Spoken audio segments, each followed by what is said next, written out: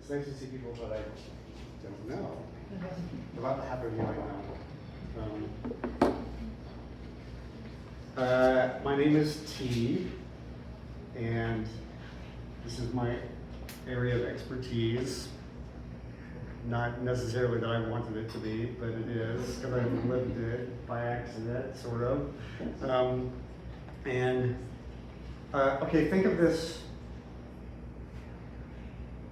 as more like stand-up than a like research report. And what that means is that, I was gonna say feel free to heckle, maybe not heckle, but I want this to be really relaxed, so I invite conversation, interruptions, thoughts, and that's part of my working against the dictatorial environment that I came out of, is to try to foster a real easy give and take about this. I do want to say, so this lovely person over here in the yellow is Sandy, my friend Sandy, who also works in my department that I'm studying in, my PhD in communications at SIU. And the reason I'm pointing Sandy out is because this topic it's academic in a way, but it's also really personal, so it can get emotional for me. So Sandy is my backup in case I lose my thinking, in case I need support in the discussion, in case I am suddenly a bubbling idiot on the ground or something like that. So I might ask Sandy to step in and facilitate if I need that. Just want to let you know that. So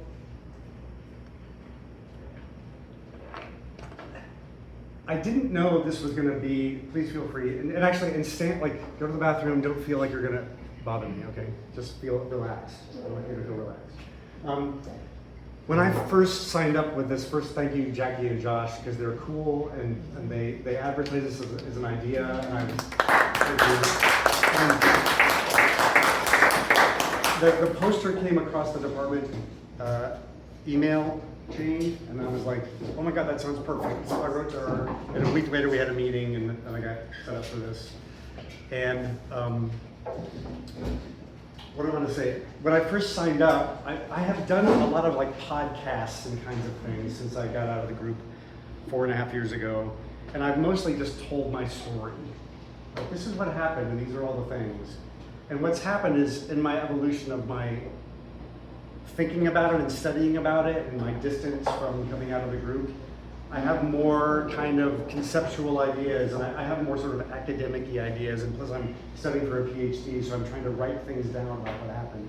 So really this is a little bit, I did not expect, 3 days ago I did not have any visuals, and suddenly they just appeared, like, oh, I have things to say, and I have kind of evidence, and I have some texts to show you, and I have things to show you that are really new to the way that I'm talking about this as an experience. Before, I mean, the first 4 years has been like, I'm just trying to tell this thing that happened. I'm trying to make sense of it. And now I'm sort of far enough away to be like, oh, this worked like that, and this happened like that. And so what you're gonna get tonight is really, really current kind of academic writing, and that just means like, these are the pieces of how this might have worked, and here's some thinking that I'm doing. So in a way, this is less about, like the crazy things that happened in the cult, which is what we're used to. If you watch a documentary about cults, it's like, and then this happened. That's not what really is happening tonight. If you want to know those things, get to know me, and I can tell you, or I can tell you about the podcast.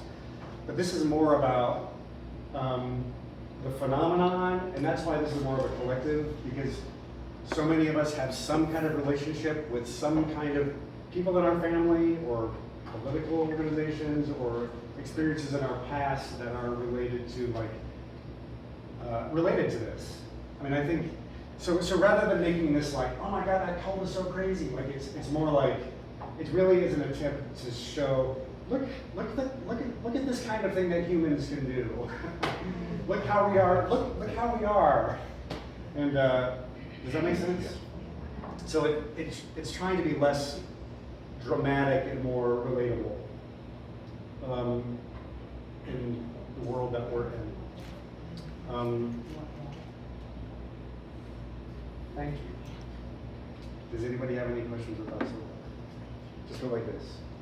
just interrupt.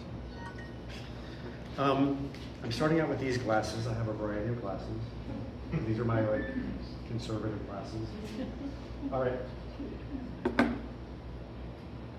Just kind of a brief timeline. Oh, and also, I'm not going to name names, be specific, although some of you are going to know exactly what I'm talking about and who I'm talking about.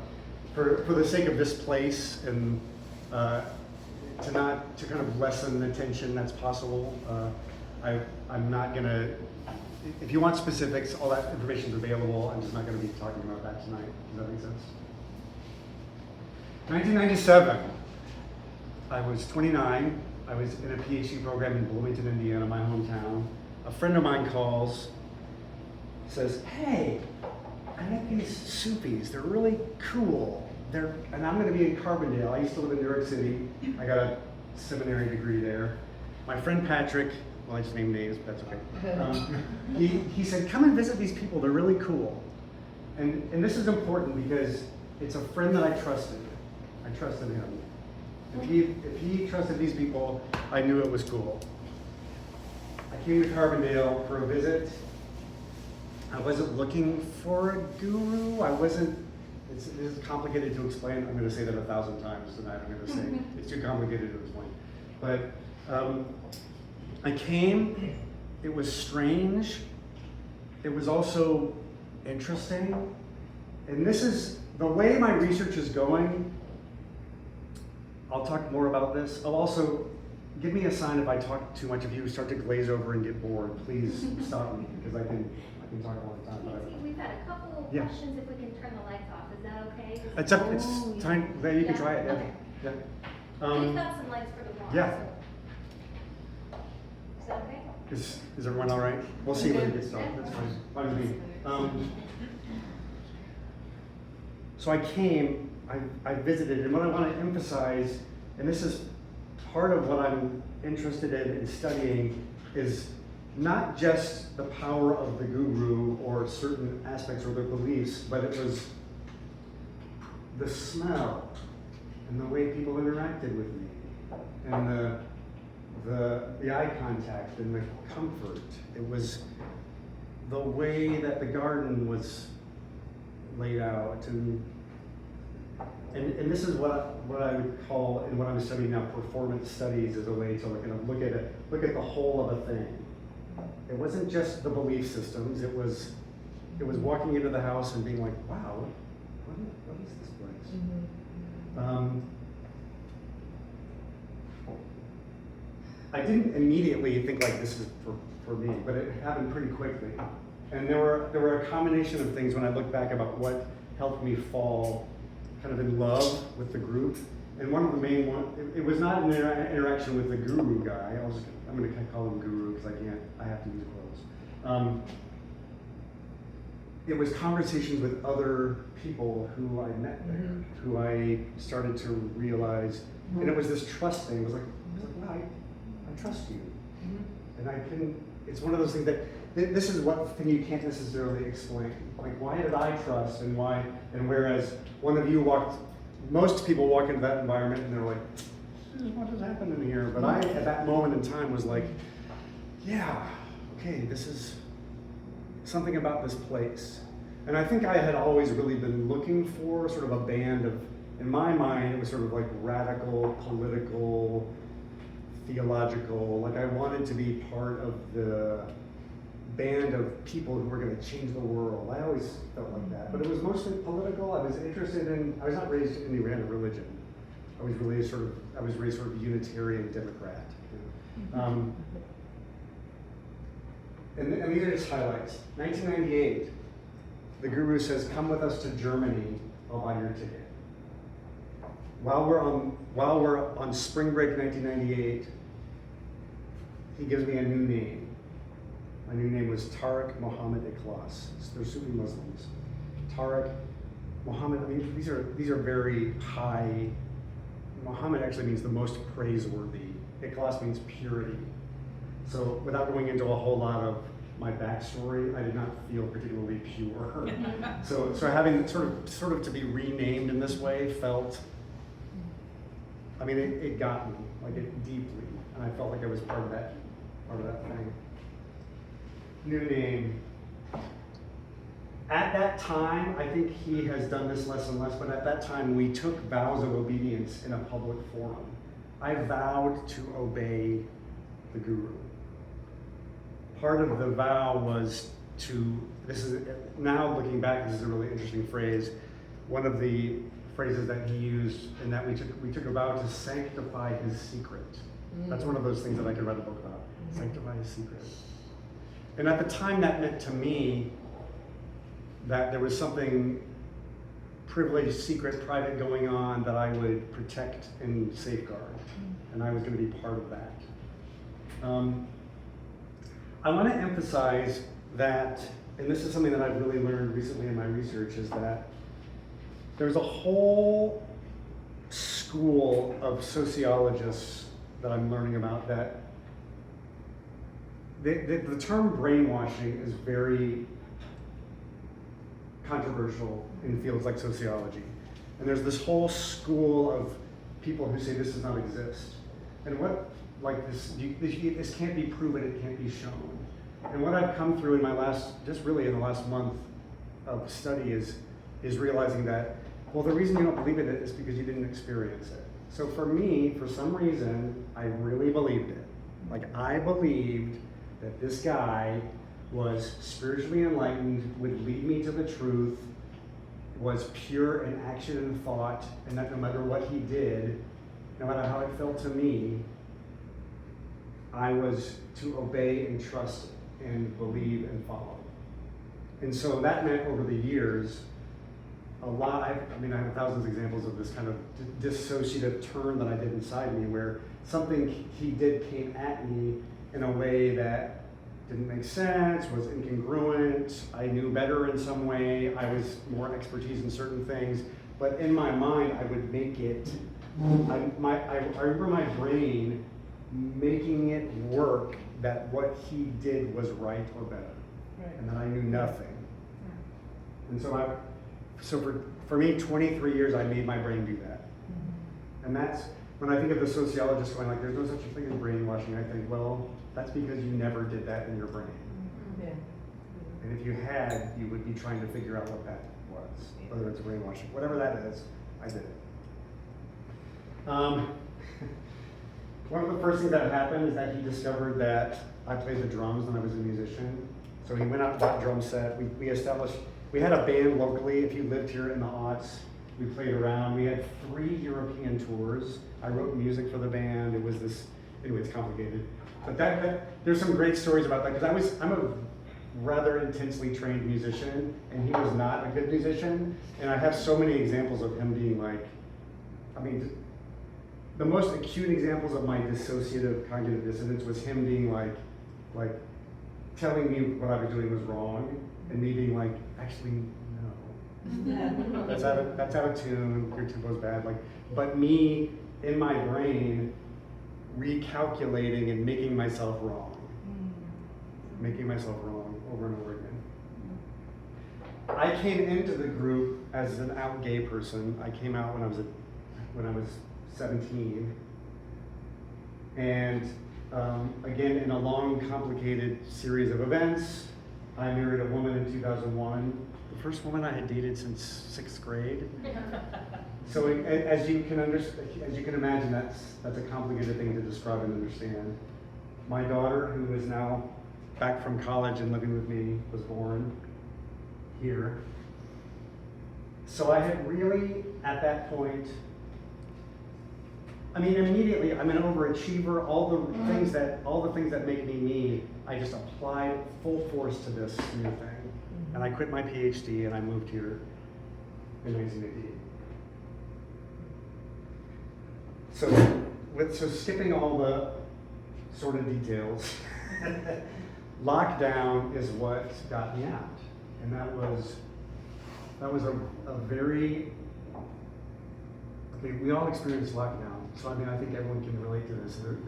Suddenly, we had this time and this space, most of us. And for me, it was sitting in my house. Thankfully, I had a separate place because we had lived collectively for years. So I was living with my mother, and this is really, I think that this is the reason I got out, was suddenly I didn't have to go to everything every day, and then I thought, and I just remember for weeks, sitting there and just going like, holy moly. And it was a feeling of relief. So the feeling of relief came, and then I had to tell the truth about letting myself feel relief. People ask me, did you have any doubts during all that time? And I say, no, I did not have any doubts, because I did not let myself. So that was the first time that I felt like, wait, I feel relieved. Why do I feel relieved? I'm not supposed to feel relieved. I'm supposed to feel like I want that. So there was a slow period of like, oh wow, this is nice. But it maybe took me a few weeks to admit that I felt that way. So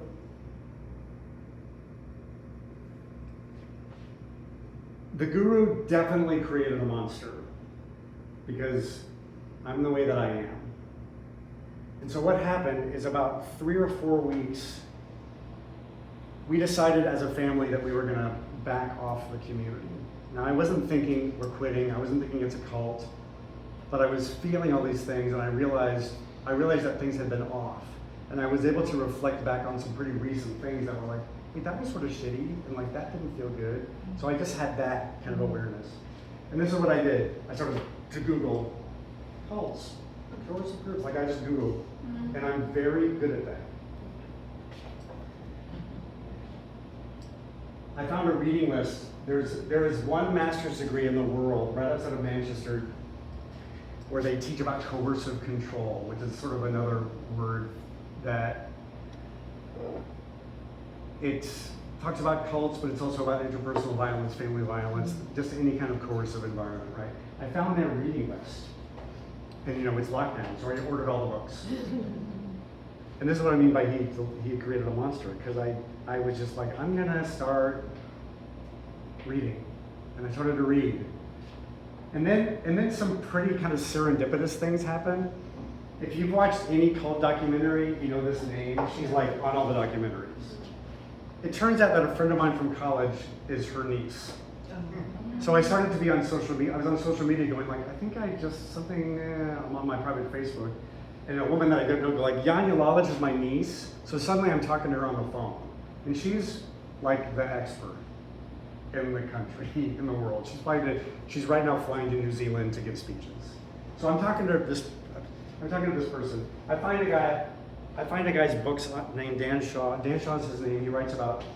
He's a psychoanalyst, cult survivor, so is Yanya. He writes about narcissistic personalities. He has these books. I'm like, Dan Shaw, can I talk to you? What I learned is that these people really want to help. So these sort of famous-ish cult people, suddenly I'm on the phone with Dan, and I'm like, can you be my therapist? And he goes, sure.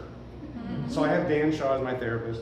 I later learned that he works in Manhattan where he charges $400 an hour. He charged me $50 an hour, and I didn't even know. He did that for me because I'm like selling low rate prices.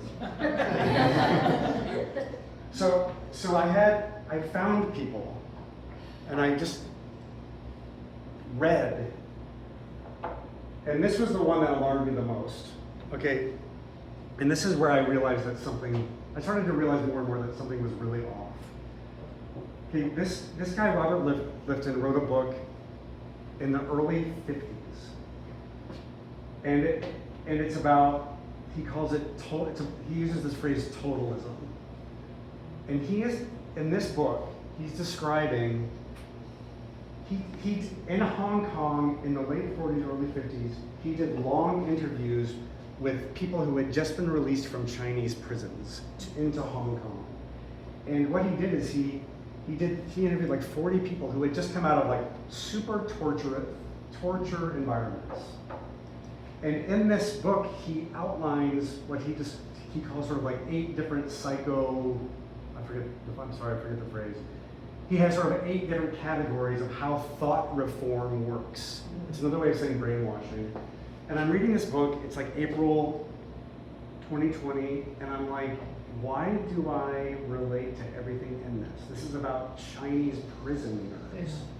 Like, I'm not a prisoner. I just was like a religious guy. I was like soupy. But I sat there and I went, this is what happened to me. And that was terrifying and also relieving. But it also, I mean, I think at a certain point I started to realize that this was way bigger and deeper than I thought. I mean, I think when we go through really difficult things, especially over a long term, it just takes a while to, it took me a really long time, I'm 4.5 years out, to kind of go like, oh wow. You know, I mean, I think there's a reason our brains can't just digest all of trauma or grief at the same time. It has to do it in little pieces, or else we'll lose it. Alexandra Stein was another person that I was in touch with, and she's a social psychologist from England who writes amazing stuff. So in the first few months, I was reading and talking to these people, which was so helpful to me. And then, this is actually really interesting. I had done a lot of therapy in my life, mostly before cult, because when you're in a cult, the cult just is your answer to everything. Therapy is not really needed. But I had done a lot of therapy where I was like talking about myself. And when I was in therapy with Dan, I was kind of like, it didn't feel like it, I didn't want to talk about it. It was weird. I'm like, I don't want to talk about it. I don't know how to talk about it. I found this thing called Stronger After. Stronger After was out of the Netherlands, and there were a lot of, it's run by women, I think most of them are ex-Jehovah's Witnesses, and they're now counselors. And I signed up for this free program, and it was they call it psychoeducational, and they said, this is not therapy. And I was like, okay, I don't really understand, but so we're going to take you through these modules where we're going to explain things to you. And so I remember sitting on my laptop, and she's like, module 1, and she started talking my way through this, and I just started to bawl. Like, I cried through the whole thing. And it was because she was explaining me to me. Like, because the experience, and I think a lot of people have this experience in different ways, it was so privately abusive, and like I just soaked it all in, so that when I had someone there explaining it to me, like, this is what happened to you, and these are the processes, and someone understood, I just bawled. So it's like, at that point, what I needed was understanding. I needed to understand. I didn't necessarily need to feel about it. I was like, I don't want to feel about it. Like, so that's kind of what I've done. I mean, I've had a lot of feelings over the last years, but this to me was really a really important moment to learn, like, oh, I need to understand. I need to understand. Well,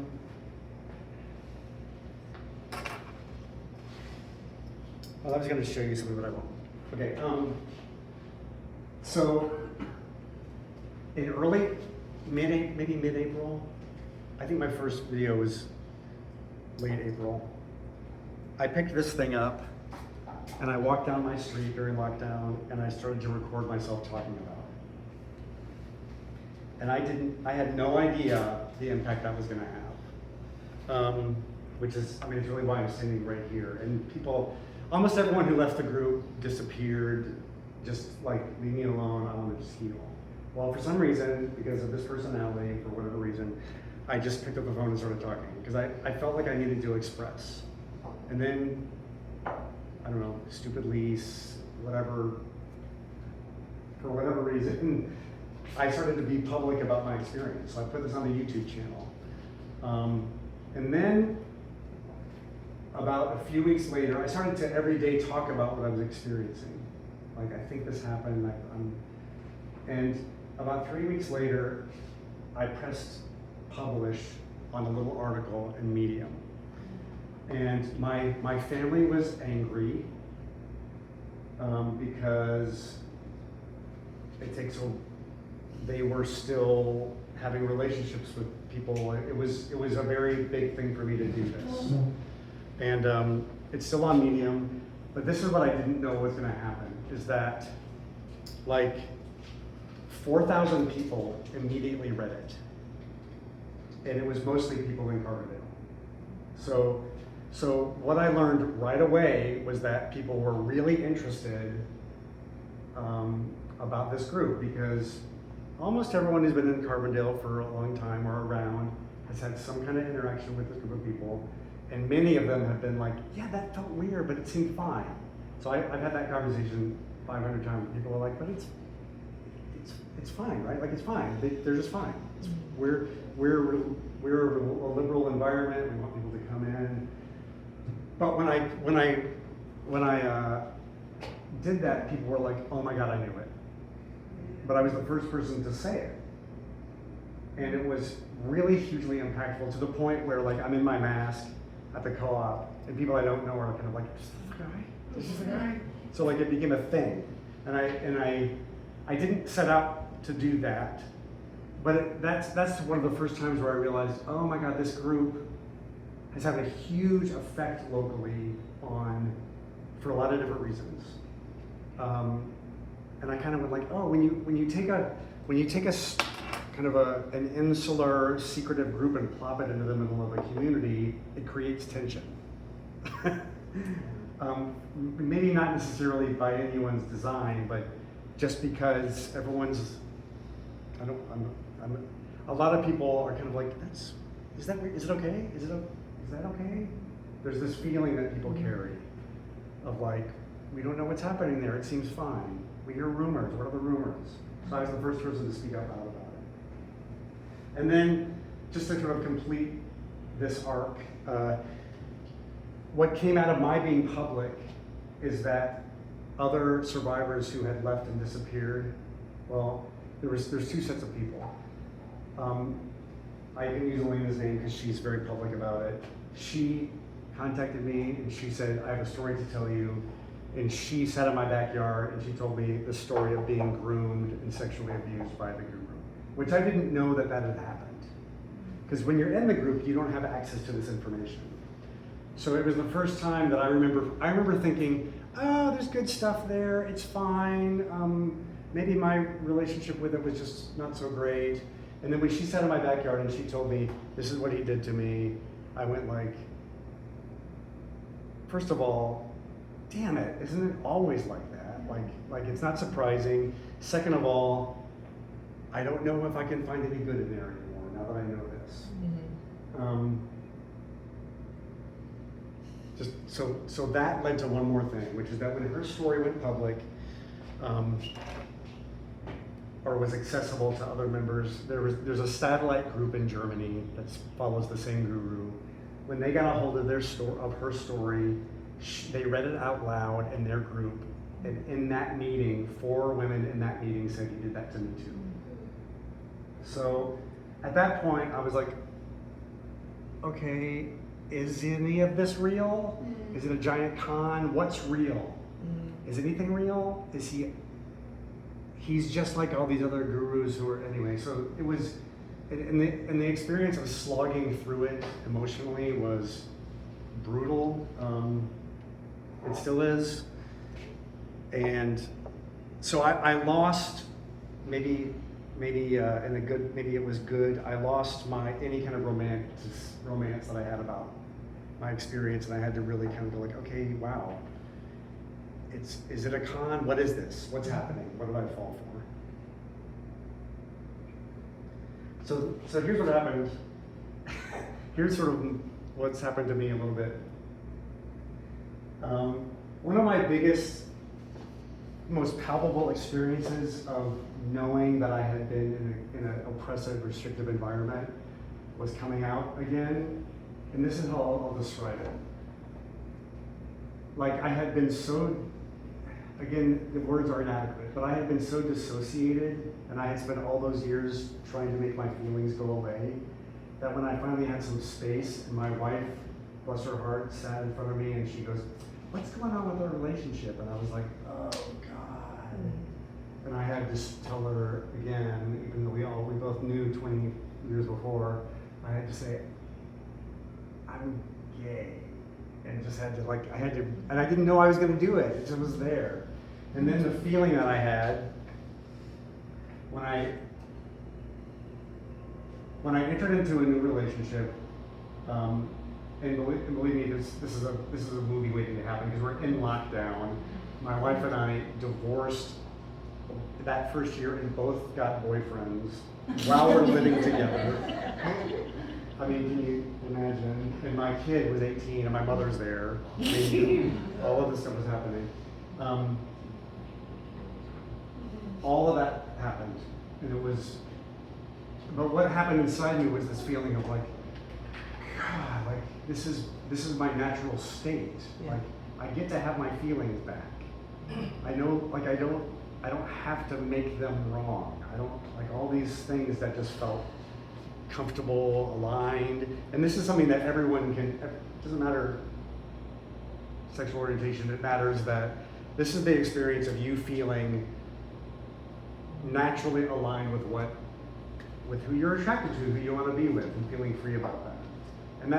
And I remember getting with my new, this is not sexual, being attracted to my new partner and feeling two things simultaneously. One is the joy of it, and the other was this anger of like, damn, you lied to me about this. Like, this is so natural to me, and you told me that it wasn't in different ways. So I started school, and I started in the counseling program, and which seemed fine, but then my partner connected me with some people who were in performance studies because I said to him, I really want to do some kind of performing because look at me now, I'm very performing, like I like to do this. And he said, well, you should think about performance studies. And I'm like, what is that? And a month later, I was sitting in the backyard talking to the former chair of the department, Nathan, and he told me about it, and I'm like, sign me up. So I changed, and I'm just gonna go through this quickly. I thought that I would immediately start writing and performing about being in a cult, but I found that I couldn't, because it was too intense and too close. So when I set out to do a performance, because I get to do that in my new schooling, I did something, I realized I did this thing called Naked Stories, which was really just about being a teenager coming out in the 80s. But I couldn't, and that was easy, because it was a long time ago, but I could not talk yet about any of my experiences as being in this group. And I didn't know that until I tried to do it. And then I wrote a master's thesis about what happened to my creativity while I was in the group. Because I came in a musical, like a songwriter, and then gradually, as I was in the group, my creativity became very constricted in a particular way. Because I wrote songs in the band, but they had to be, first of all, they had to be something he could play, because he wasn't a good guitar player, something that he liked, because he was more of a 70s rock guy, and I was more of a Smith's Depeche Mode kid. And so I had to write for his style, I had to write for his musicality, I had to write content that he could get behind, and if he didn't like it, he would just change my music and change my words without asking permission, which is a really great symbol for that anything that came out of me and was produced by me, he had ownership of, and he could change it any way he wanted to without asking me if it was okay. Because whatever I produced, he considered it for him, and it was my privilege and a blessing for me to do it for him. Which, as you can imagine, as I wrote here, did a lot of damage. And I'm still, so what, these next few years are sort of me trying to do creative work, but still really not being able to write songs. I did a lot of like sound distorted, weird music stuff. I like did glitchy art. Like I found that I sat down to write like, I don't know, pop songs, and I just couldn't. And now I'm listening to really like angry kind of post-punk rock stuff, which I really, like I need this kind of like, I don't know, energy. Destructive, I don't know if it's destructive, but I need this kind of chaotic energy still. And then last year I got to go to Germany to hang out with a bunch. What happened over there is almost the entire community over there left. And so I got to go and be with them and be with other people who had left, because a lot of people say to me, why are you still in Carbondale? Because I run into people, I run into members, and it's not ideal. But to go away and to be with other ex-members who were healing in different ways was really important to me. And then I did a performance in St. Louis with a group called I Got Out. And then I just got permission to work on another performance, which is gonna be next at SIU in April. And it's my first chance to really, I think, dig into some of the different aspects of what it's like to be in a group like this. And it's gonna be, I've hardly written it. I sort of think, I'm excited about it, but I'm also kind of like, how in the hell am I gonna do that? I don't know. But I'm committed and excited about it.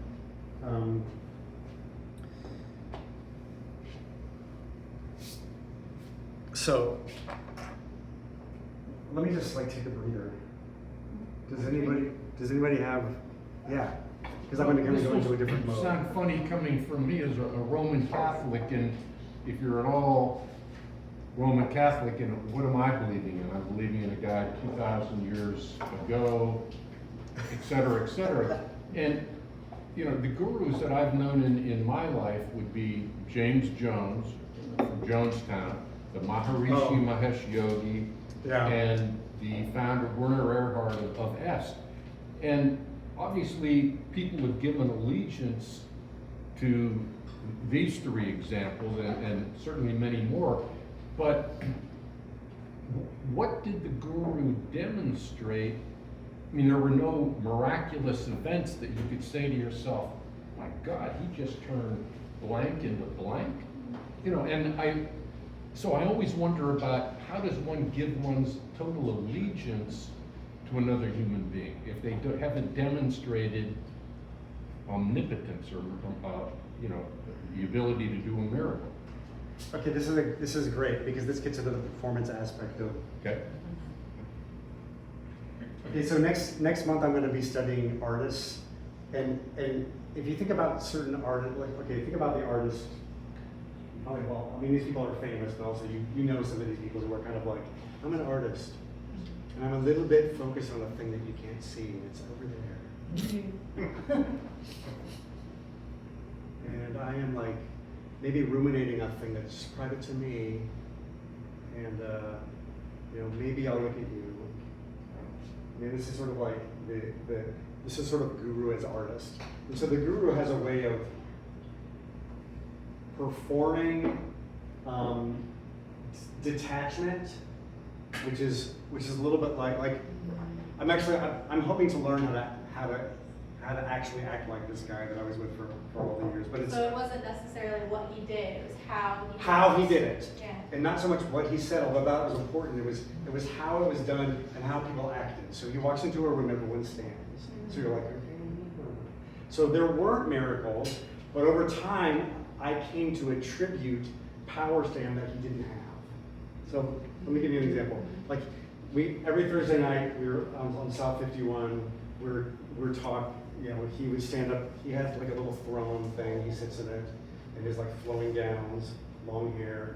And this is the perfect example is that if there was a barking dog, a thunder, or basically if anything happened, you kind of believe that he had made that happen. I'll just talk about myself. Like, so I came to believe, like, is he controlling the weather? Like, for real. So in other words, there's this thing about like developing a theory and then everything proves it. Mm-hmm. So no, there weren't, but yes, there were. Yeah.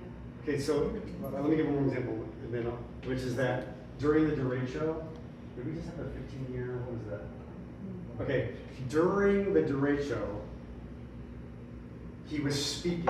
It was the Friday afternoon service. He was standing speaking in the room. It's like kids and families, giant windows, you know, 130-mile-an-hour winds, trees blowing up.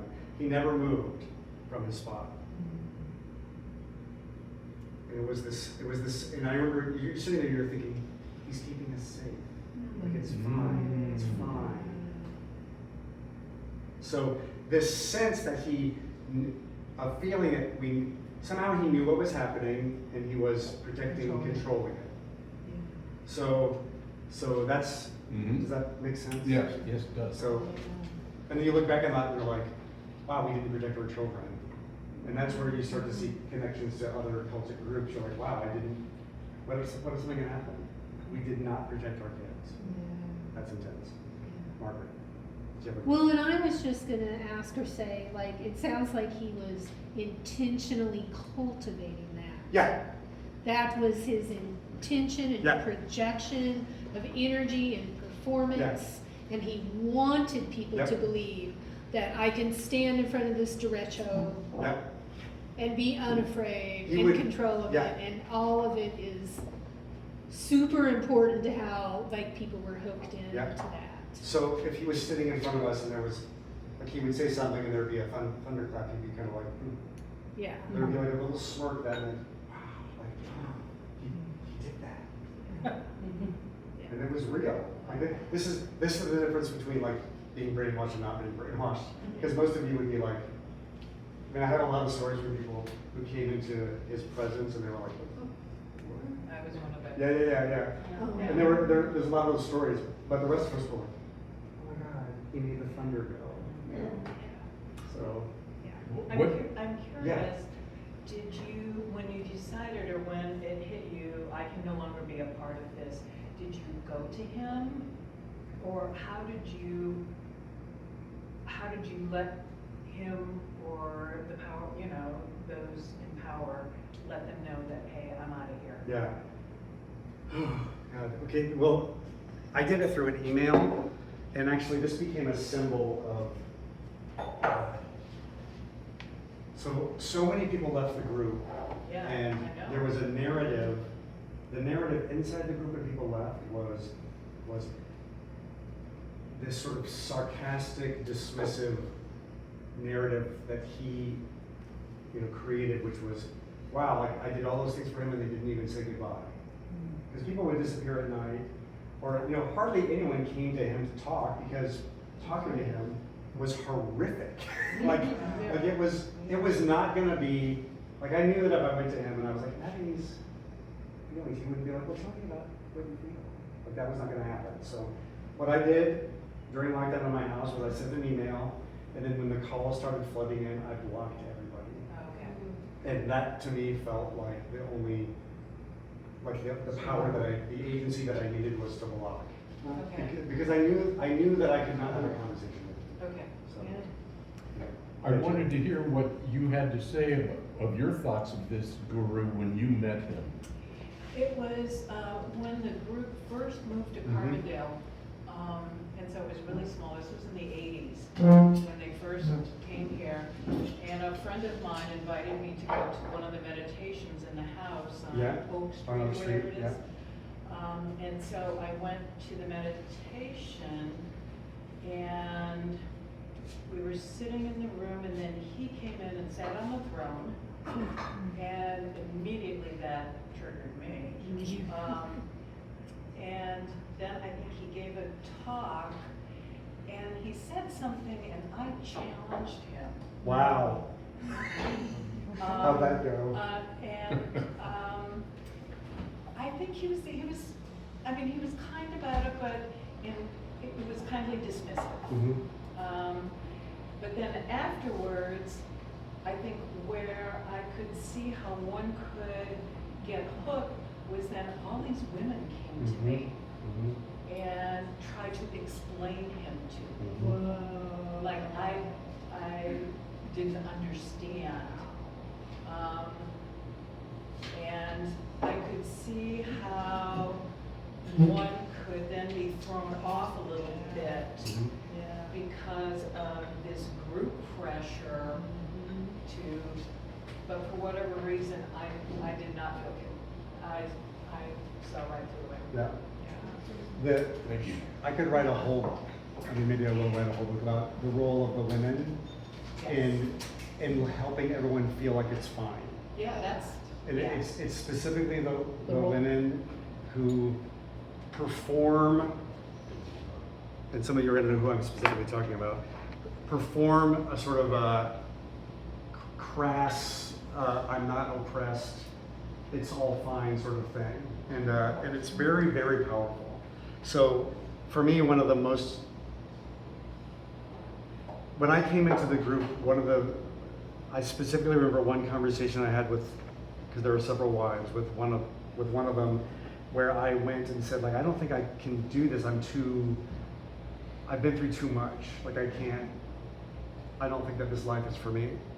And she sat with me, she held my hand in that beautiful, warm way and said, like, oh my God, let me tell you what I've been through. And let me tell you what this life has given to me. And that was kind of like signing off, like, I trust you, you're just like me, I can do this. And it's really interesting, since I've come out and watched a lot of documentaries about other cultic groups, or like Jeffrey Epstein, these abusive people, they're surrounded, not always, but very often, they're surrounded by women who are doing their work for them, because they're socially awkward, they can't do it themselves, they're too narcissistic. But they have, Ghislaine Maxwell, they have different people, mostly women, who are doing the social work for them to make it fine. And it's really interesting. You're like, whoa, this is not just us, this is a thing, this is a pattern that's repeated, right? So I'm glad that you were able to go like, so, hi, yeah. On a slightly different Yeah. plane here. So you're in a band and you're a very good and trained musician. Yeah. And he isn't. Mm-hmm. So he creates self-doubt in the way you're playing. So how did you reconcile that when you actually did play? I mean, did you play music with all this doubt, or did you actually change some things? I remember, I changed so many things. Oh my God. This is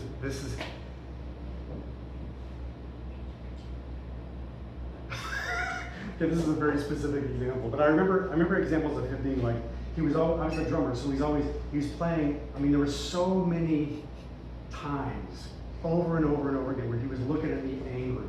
He's like he's playing his guitar, he's looking at me angry because I'm speeding up or slowing down. Like somehow the tempo's, it's such a great metaphor, because like it was all my fault somehow. Like, so I'm like, am I going too fast? Am I going too slow? So I trained myself to watch his fingers to follow him. And I'm the drummer. Yeah. Like That's backwards. Yeah, it's backwards. So like I'm supposed to be like laying down the thing, and he was always like it was anger. And actually, this is a true story. He used to introduce me when he, at the end of a set, when we were playing in Europe, he would go around and introduce the band, and he'd say, "This is Tarek on the drums. Everything's his fault." And here's the thing about being in that position is that part of me felt like special for getting that much abusive attention. Like I was the one who could handle this. Yeah. Like go ahead, bring it on. I'm performing. I learned to perform, not being defensive, and just taking the lesson. Right? And of course, you can imagine inside of me, I'm like, what did I do with all that dissonant anger? I don't know. Like I shoved it down somewhere. I have a good example of he used to. I'm laughing. It's not funny, but I'm laughing about these moments where he would tell me like, play funkier. And so and I had to try to figure out what he meant by that, because to me, okay, think about. I know white people aren't the funkiest, but when I think about like I think about Staying Alive, like that group, and it's like it's a lot of funk is not fancy. It's like it's not fancy. It's not busy. It's not like technical and complicated. And he wanted me somehow to be technical and complicated. And I remember thinking like, no, it's just this. It's just this, and it's just me like feeling it. And it's a great example because I couldn't ever in that environment just kind of like feel musical like in my butt. I couldn't just be like, I'm the drummer and I'm like, I couldn't like go in. I couldn't go in and just feel. Some of you, I'm sure some of you are musicians. It's like you kind of, it's internal. It's in here. I was always like, what do you want? I'm always following. Is it okay? Is it okay? Is it okay? Is it okay? Constantly.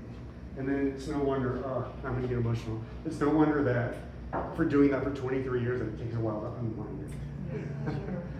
Because it was like all of my muscles trying to make that, trying to please him. It's like this long arc of a fantasy that at some point he's gonna look at me and be like, you got it, you're fine. And that never was gonna happen. Like that's the entire point, is to suck it all out of you forever. Was he also jealous of you? I think other people have said, because you know what, like I was this, like I was creative, I was engaging, I was, really I was gay, so like I was sort of more, I was just looser. And yeah, I think he was really threatened, so I think that's why he came down on me really hard. Because like I had to be really confined. And then by the end of the whole course, but really there were some times, I would just say that he really had me pretty convinced by the last 5 years or so that I was mentally ill. Like, in other words, the feelings that I had, not that mental illness is bad, but that basically, let me put it this way, there was something wrong with me. Like, fundamentally something is wrong, and I should be grateful that he's there to hold me together. And can I just say, T, so much of what you're saying is so parallel to every domestic violence situation, other situations of coercive control, that thing where you can't be enough, you're just looking and literally everything you said. Yeah. And we know that seeking, I don't want to try to say something profound.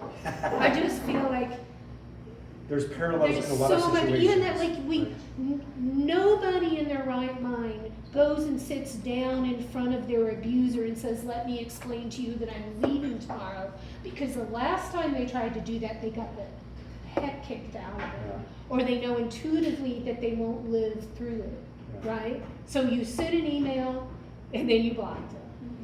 Yep. That's how you get out.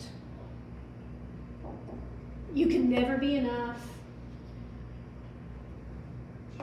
Yeah. The constant search for, can you see me as I am, and internalizing every bit, that's the point of the abuse. The point is that everything is your fault. Right? That's right, that's the point of it, because that's how you control people.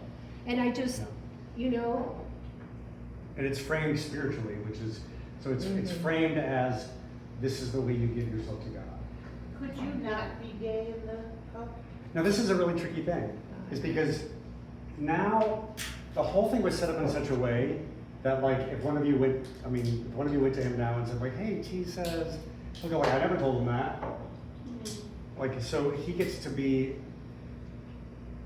let me put it this way, he never said to me you can't be gay, but everything in the environment was set up for me to try to emulate him and to be as close as possible. And I remember specifically, I'll talk about this in a bit, specifically during a meditation, feeling like I should probably just marry that woman.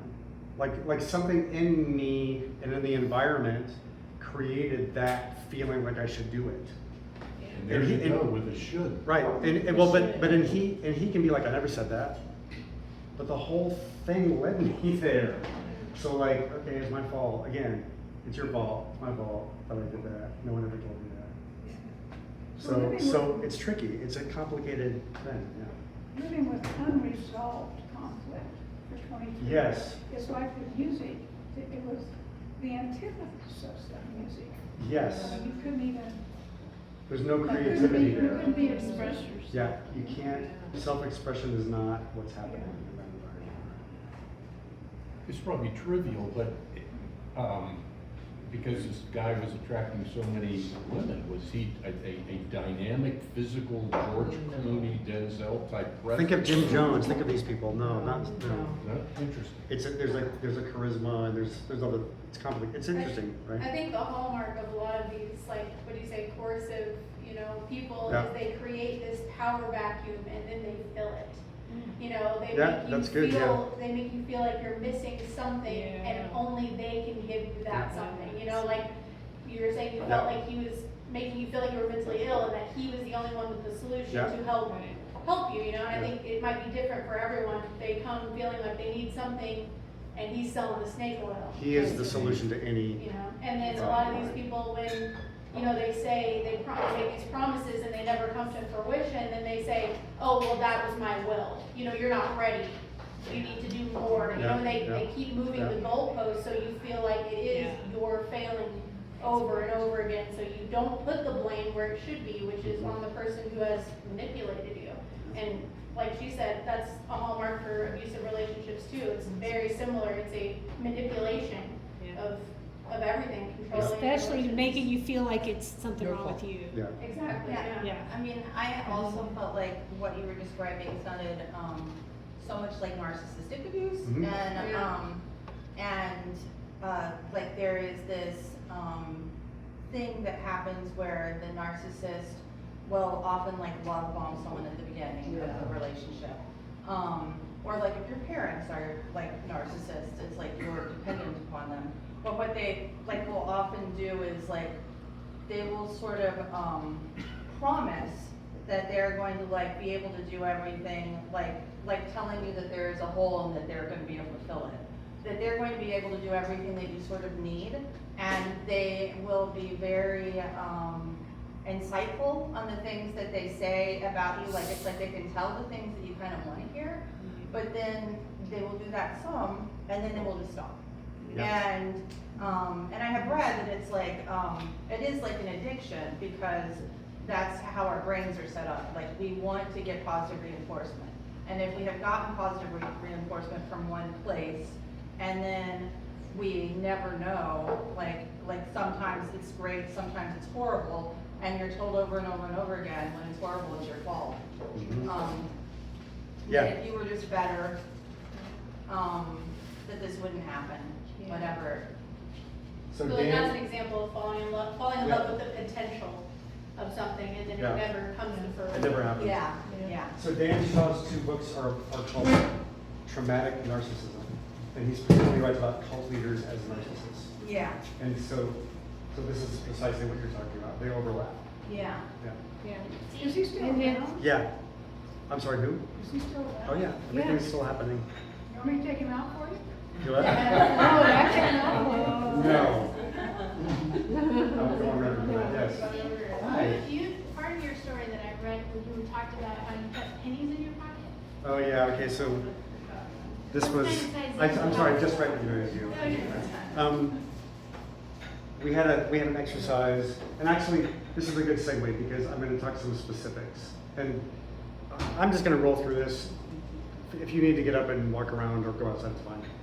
But I got another hour, so I'm just gonna go for it. The penny exercise was 50 pennies in your left pocket. And every time I said the word I or talked about myself, I was to move one penny over. And it was called the penny exercise, and it was a way for us to try to never talk about ourselves. To try to consciously always be focused on the other person. Which actually, in terms of interpersonal communication, was actually really interesting because when you do that with like a loved one, it actually opens up a lot of interesting doors because normally people are like, oh my God, that reminds me of me, you know, so like you would intentionally not do that, but then of course it was put to the complete extreme. And then and what I remember most about that is that if you didn't have your pennies in your pocket and he asked about it, it was publicly humiliating. So in other words, he'd be like he would give us that exercise, and then at some gathering he'd be like, who even has their pennies on them? And you'd be like, oh, I have mine. And then the people who didn't raise their hands, they'd be like, well, do you even want the teaching? Do you even want this? But that was always the implication of like, wow, here I am giving you literally the truth of God, and you clearly don't want it. So when I think about that exercise, I think about that feeling of like, and so yeah, that's a very practical example. Okay, so what you're about to get is the new stuff. This is pretty cool because I've spent these years talking about like, oh, it's a cult, and now I'm like, well, here's some evidence, and here's some things to show you about a little bit more about the inner workings and the outer workings. And this, I really think this is probably going to turn into, it has to turn into a dissertation. That's going to happen, but hopefully I'll be writing a book about this. But okay, so this paper that I'm just writing, it's sort of about like, okay, how is a cultic subject, I would say, like me, how is this person as a cultic identity, how is this person, I would say, maintained? So this isn't so much describing how it happened in my brain that I got sucked in. It's more about like, what is it about the life that sustains and maintains someone like me for 23 years? So I'm going to give you some examples. All right. Actually, you're going to read that. So let me. I'm a teacher, so I know that I put that up there. So I'm going to introduce it first. What you're about to see is a text. The text is from the journal that we published quarterly, semi-quarterly. It's a very polished piece. That it's written by like 30 different people, but the entire point of it is to make it sound like it's one voice. This is another great metaphor. I'm writing my piece for the journal about this one thing, and then it gets edited so that it sounds like everybody else. This is a true story. Because they want to sound like it's one unified thing that's like all together. This little blurb is from a person who was writing about what happened at our annual meeting. The annual meeting happened once a year. It was like 3 or 4 days. We all got together, people from all over the world. It would be 60, 80 people from Europe, whatever, and who would report on the things we did and make plans for the following year. We had all these apartments. It was very complicated. Okay, so what you're going to read, what I'm going to read to you here is a written report from an event that happened during that annual meeting. And this is really chock full of a certain kind of rhetoric which is extremist in a way that is hard to see unless it's explained to you. So what you get here, anyway, when I found this, I was like, oh my God, everything's in this. Okay. Oh, I'm sorry, it wasn't the annual meeting, it was the planning session. And I'll just read this for you. The planning session closed Sunday night with the most heartfelt sharing from Murshid. Murshid's the spiritual name that we call them. It means in Arabic, teacher or guide, in which he shared. So they're reporting what he said in this thing. Every person has a legacy, and my legacy will be this community. It is you, your work, and what we have done together that keeps the flame burning. You make my life meaningful.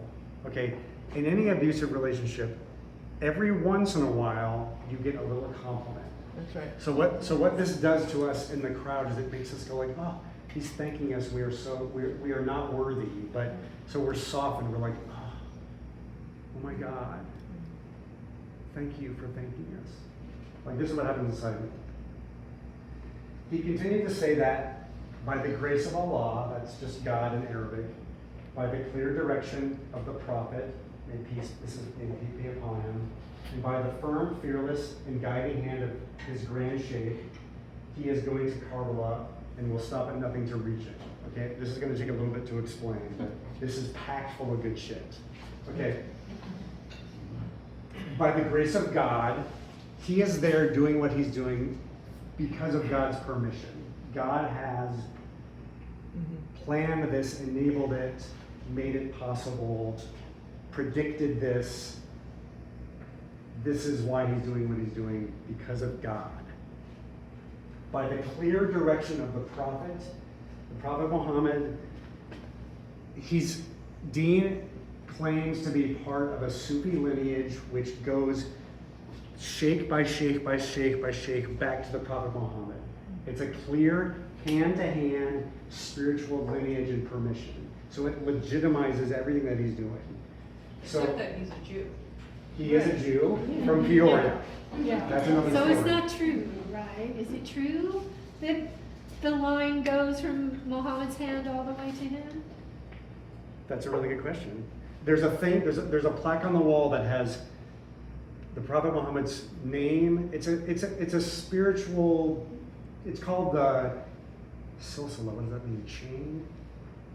It's a belief in Sufism that the Prophet Muhammad is the founder of this sort of spiritual transmission. Okay. And so he claims, as he's sitting there, to be the inheritor, the rightful inheritor of that lineage. So it's as if the prophet, I mean, if you want to just pass it over to Jesus, it's sort of like as if Jesus is there with him. He's the inheritor of that power. It's like the papacy in the Catholic Church. Yeah. By the clear direction of the prophet. So this is the prophet's directed this. By the firm, fearless, and guiding hand of his grand sheikh. He went to Bangladesh. He became the student to this sheikh over there named Daimullah. And what this is saying is that he is showing us that he submitted and obeyed his master, like we should do to him. And he did it without resistance. This is the story. He did it without resistance, without any kind of problems, which is all of our problems. We resist, we whatever. He did not. He gave himself willingly to the sheikh, who was his master in Bangladesh, and had no ego problems with that. Like that's the mythology of this story. I did that. Sheikh, may peace be upon him. Rahmatullah. This is Arabic. Okay, now this is the kicker. He is going to Karbala. Quick Islamic history. Karbala is the name of a thing that happened. The Prophet Muhammad's grandson was in a situation which was politically impossible. But, so in other words, he was part of a small band of followers. The political environment had changed so that he was isolated, and there was a giant warring, power-mongering tribe who were against him. Forgive me if this is too long, but please ask me for clarifying questions. This is important. In the story that's commemorated through Sufi mythology, he decides he must go to Karbala as a symbol of his commitment to the truth. He knew that he would die. He's going to certain death. We will die. And he says to his band of 40, which is perfect, 40 kind of followers of families and children and followers, I'm going to go to Karbala. I have to go. You do not have to go with me. Now, what do? They say, of course, we're going. So this is the guiding story. So they go with him because they're devoted and they believe in the truth, and they all freaking die. This is the story that he uses to show us how we should interact with him. This is the definition of extremism. This is where people do crazy stuff because they believe it. The work will take everything, and that everything will be sacrificed on the funeral pyre of this cause. These are straight words out of his mouth. And everyone in the room was invited to pack everything that you can carry and come with me. This didn't happen every year, but several times during my 23 years with him, when this commemoration of Karbala would come up, he would stand there and spontaneously, which meant sort of orchestrated by him and enabled by him, we lined up in single file, and one by one, we bowed before him, took his hand, and promised to go to Karbala with him. I will go to my death for you.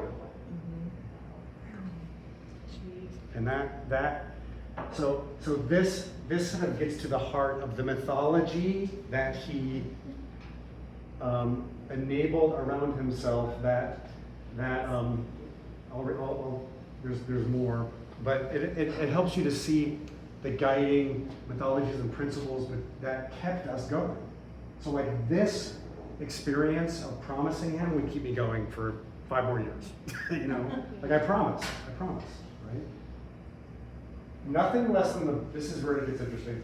I mean, it's already interesting, but nothing less than the broadest perspective and sincere best efforts will suffice to make this journey. Now this gets subtle. May Allah grant us the courage to undertake the journey, the clarity to navigate the obstacles along the way, and the perseverance to come to our completion as human beings. So for us to follow it this way, it's our completion as human beings, navigate the obstacles, all these metaphors for basically surmounting whatever might come up internally that is like red flags. Anything that's kind of going like, maybe not. You persevere, and you go for your completion as a human being. And this is the last part. Inshallah, this means God willing. The planning session offered a start to look at life from a greater perspective, to focus on Allah and not on one small self.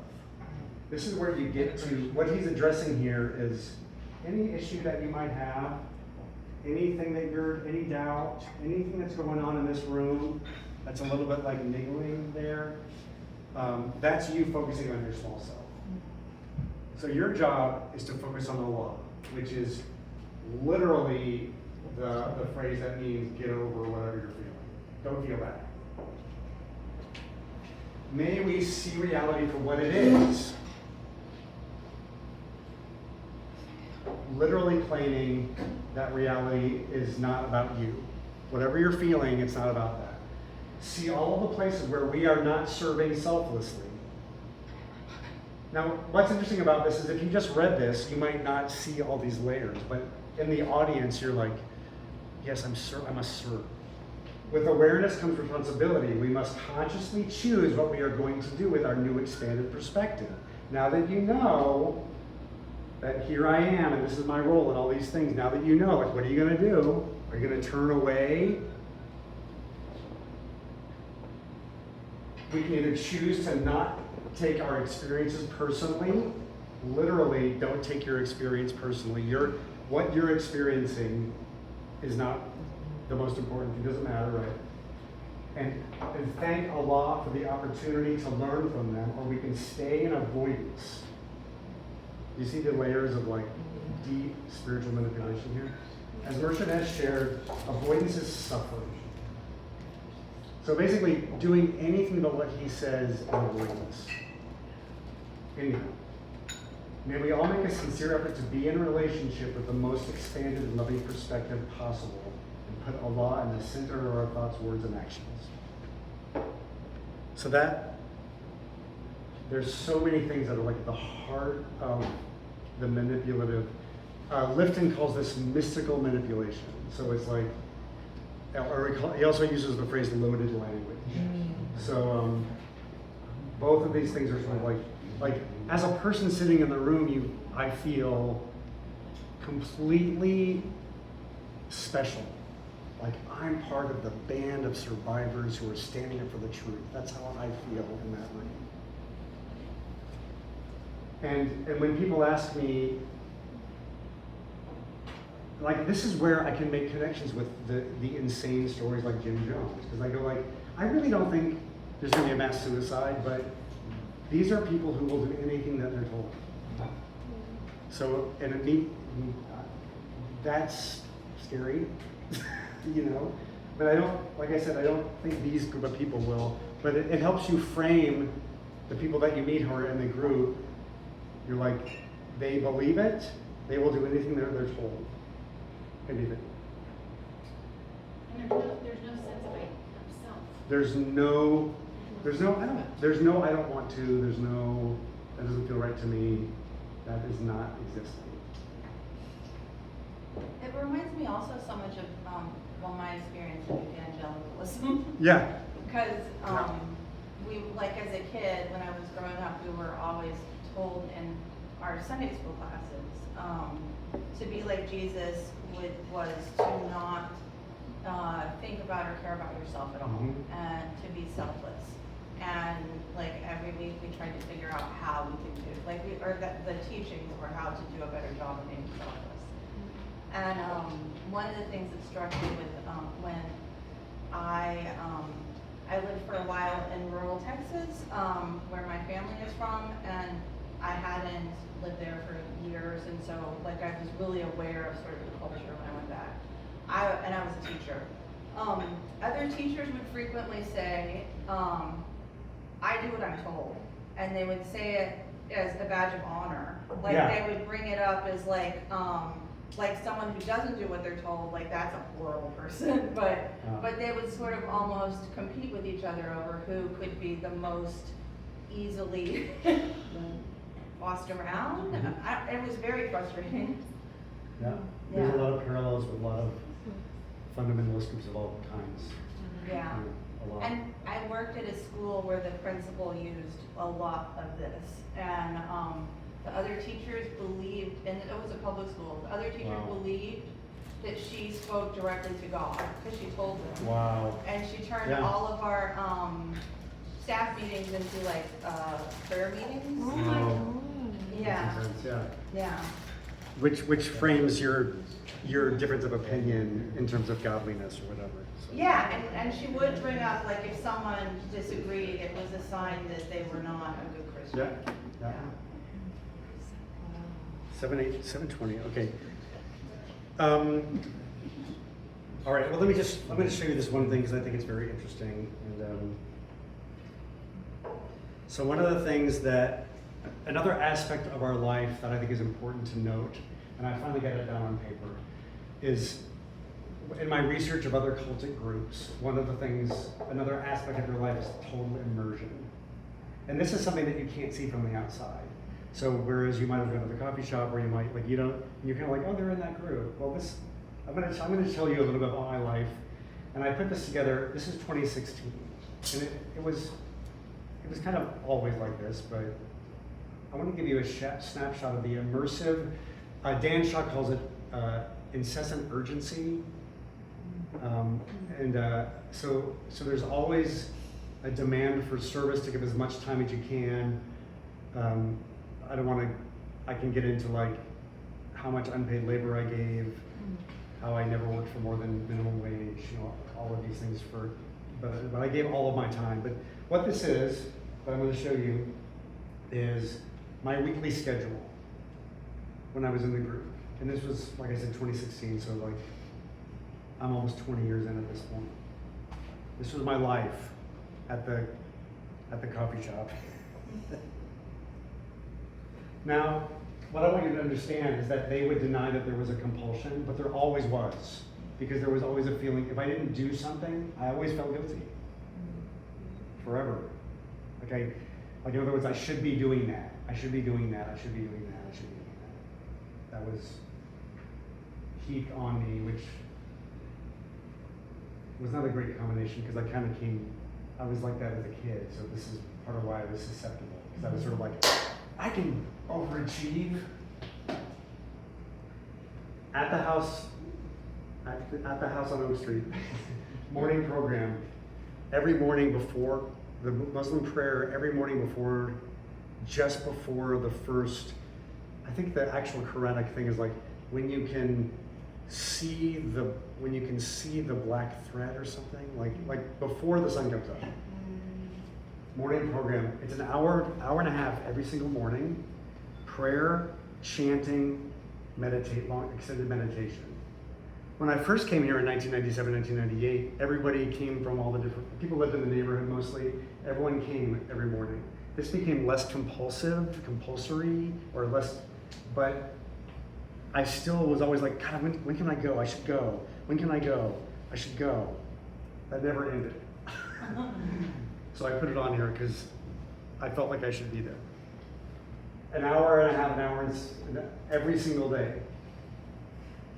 I've been doing research lately which describes how mindfulness practices, the actual psychological, there's some really great studies on what mindfulness practices, it's chanting, meditation, how it makes you pliable in different ways. I mean, it's completely perfect for this. At that point, I was homeschooling. This is a true story. We organized the school, we taught there, we made the food, and we paid tuition. for our kids. This is true. Oh, we lost our, Oh, maybe it was that. no? Or we lost it. Okay, that's fine. Oh, there we go. Thank you. Oh, I put a space between your N and your, Oh, good job, thank you. oh, yeah. Oh. Warning. There you go. Now I feel better. Okay. So we would collectively homeschool our kids. At a certain point, there were a lot of kids, a lot of different ages. There's a lot of bad stories about that. Somehow my kids survived. Because let me just say that there was not, you can imagine that there was not room for example, any kind of neurodivergence. Like if you're having trouble sitting still, it's because you're undisciplined and we need to, it was always heavy-handed with the kids. And there are not nice stories about that.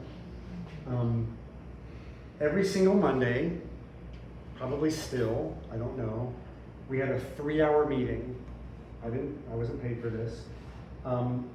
Where we sat around the table above the coffee shop for 3 hours with Murshid, and we were all, not all of us, I mean, it was sort of like 20 of us who were like I was the bakery manager, I was the food coordinator, I had different managerial responsibilities. Every week I wrote a report, and I had to read everybody else's report before the meeting. And the report included any kind of business related stuff, but also the first thing on top of it was anything I'd heard from Murshid that week. So it started with lessons learned. And basically anything that he said to me was considered a spiritual lesson, and I had to include it on there. And then there were also no boundaries between personal and professional. So a lot of times in that meeting was when I had personal things come out and were publicly expressed. Every Monday night, this is still true, we have an hour-long meditation at the community center south of town. And then very often after that, we would go to the house on Oak Street and have a communal dinner.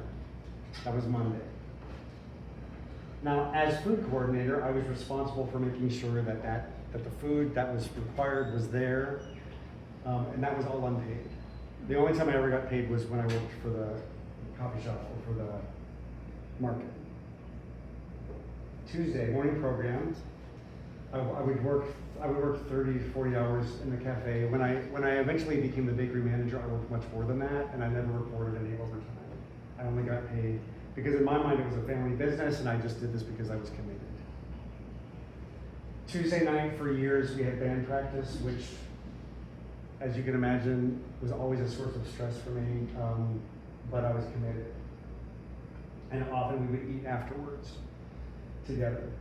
It was considered, a blessing to give to Murshid some food after. So as much as possible, you tried to kind of keep him around and feed him and these kinds of things. Morning program, paid work in the cafe.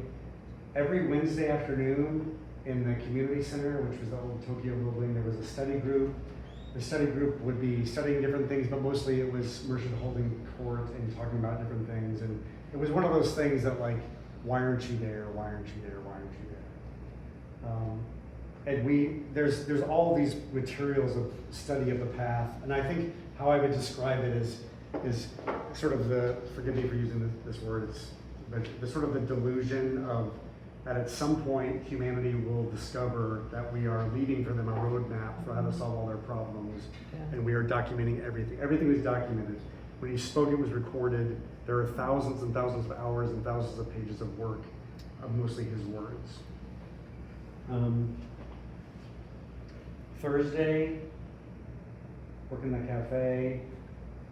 And then every Thursday afternoon, I went straight from working in the cafe to coordinating the food, because the organic farm, which I looked on the map, is probably about a mile from here, is all the food, as the food coordinator, everything that was harvested, which was quite a lot, everything that came off of the farm, I was responsible for managing what happened to it. So it was distributed, it was preserved, it came in big crates. So I would go right down to the community center, and I would make sure that the 4 o'clock food crew had what they needed, had all the ingredients that they wanted. And then One of the things I've written about is, like, if there was an excess of zucchini, I would literally drive around town and give it to churches and pantries. So, like, and that was all unpaid work. And then satsang, that's a Sanskrit word. Thursday night, that's the night that we would gather. He would sit on his throne and give talks. That's the night that in town I feel free and I can go wherever I want because I know they're all down there.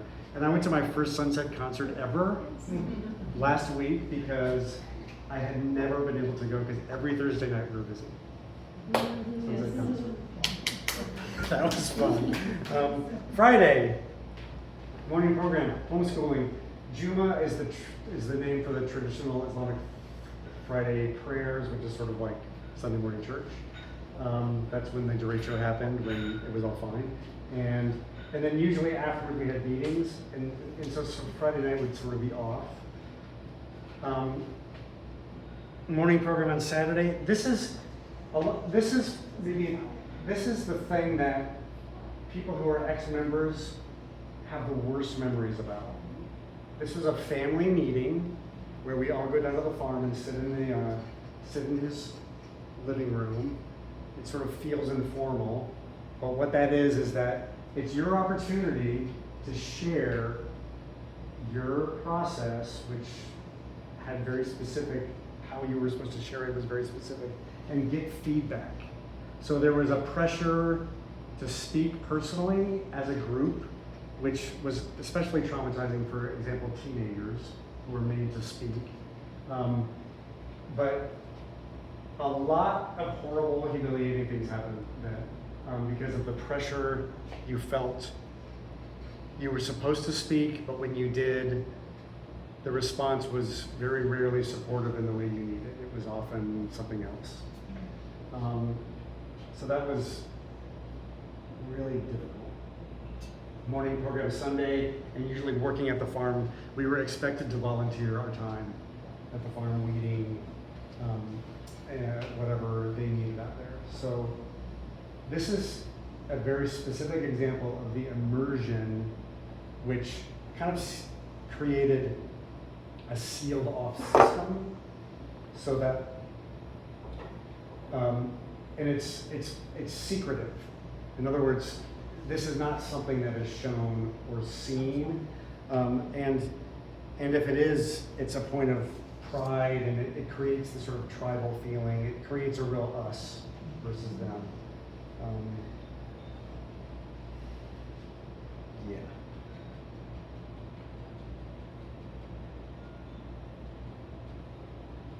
So that's the urgency of this part.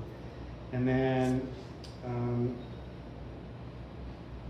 anyway, you can interrupt and ask any questions you want. I'm gonna make one more main point. I just recently read, I'll tell you this quickly. There was supposed to be a series of articles that were coming out in the local newspaper, and they were quashed in a way that we don't understand. We don't understand what happened, but there was going to be some local journalism. There was the work was done. There was video and audio pieces. This was in 2022. We were told 50 people were interviewed. We were told that there was a date for publication, and then they disappeared. We honestly don't know specifically what happened. What we do have is a letter from Dean castigating the young journalist, which I have a copy of it because I got it. In that letter he says, we don't recruit. So one of the things I've learned from my cult research studying is that there's always forward-facing, and we call them front businesses. So to say we don't recruit is to basically deny that any of these outward-facing businesses or projects have the desire to attract people. Most of the people who have, except through friends, many of the local, I would say all of the local people who have come into the group have come through one of these things. Because they still, Elena was first brought out to the farm from her SIU advisor.